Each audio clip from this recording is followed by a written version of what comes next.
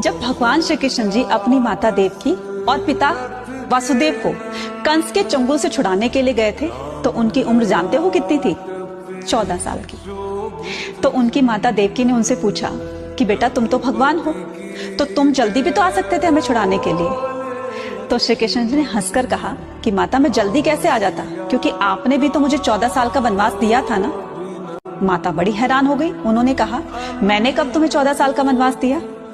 तब श्री कृष्ण जी ने कहा कि पिछले जन्म में मैं राम था और आप मेरी माता केकई थी। तो बड़ी हैरानी से पूछा तो फिर यशोदा जी कौन है?